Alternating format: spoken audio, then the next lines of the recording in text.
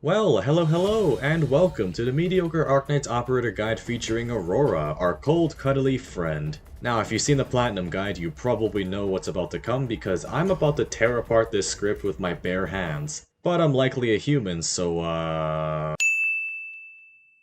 The Duelist Defender, pretty high stats, pretty expensive to deploy, and only gains SP when blocking. If you've got the module, the no SP generation part becomes a tiny bit of regeneration, which, I mean, we take it. Her talent, Frigid Respite, gives Aurora a bit of sustainability. When her skill charge is half or below, she regenerates up to 3.5% of her max health per second, at the cost of not attacking. So yeah, yay, she heals herself, sort of.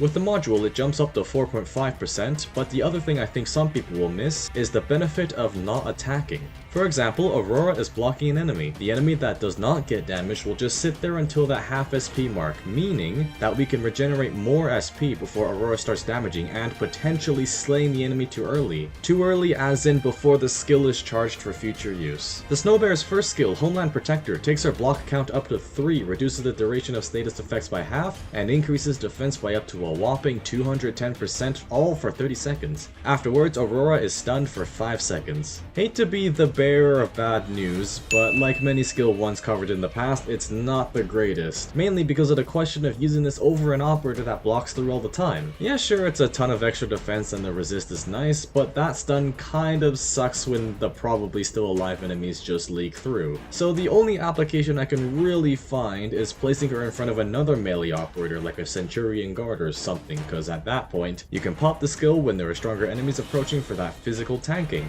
Otherwise, this skill is kind of embarrassing.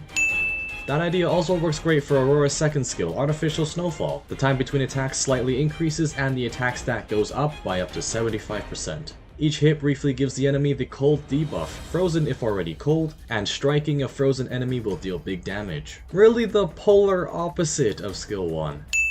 On its own with 9 ammunition, you are only getting 3 boosted hits because it takes 3 ammo charges to pull off that combo. From cold, to frozen, to big damage, which by the way, you're only going to be able to squeeze 1 boosted hit in. Then it's back to getting the enemy frozen again. If you want to make the most out of that limited ammo, I highly suggest plopping down other operators that also inflict the cold debuff. And now, a moment with a wild polar bear, because I've seen a lot of nature documentaries recently.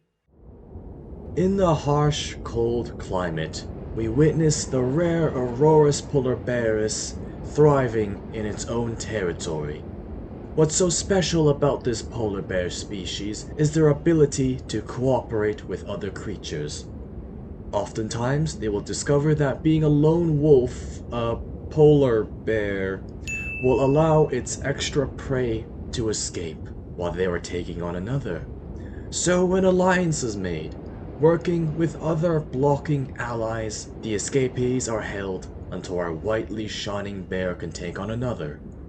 Sometimes, our polar bear finds more unconventional friends to flock about, mainly the humble owl found here in a local prison complex. Equipped with the module, the minimal automatic SP generation will charge at a slightly less lethargic pace. Not the lonesome polar bear we initially thought. Better bring a blueberry pie. Oh, sorry. A blueberry pie. There we go. So, should you build Aurora? If you value her soloing potential, this is up to your discretion, but I prefer keeping her with friends. If you value damage, given you can get those frozen strikes off, yes. If you value position flexibility, perhaps you really gotta consider where you place other operators and how that affects Aurora's ability to block and generate SP. If you want an adorable waifu pick, oh hell yes. Or is it a frosty yes cause polar bears and whatnot, or maybe not cause she probably needs those layers with the lack of clothing she has? Or, I don't know anymore, something Aurora is cute. Finally, here are Aurora's stats, potentials, trust bonuses, base skills, and my E270 M3 Aurora, just getting her bearings. Only barely squeezing her way into that E270 status on my account. And that was the Aurora Operator Guide. Thank you all for watching, apologies for the unbearable puns, and I hope to see you next time.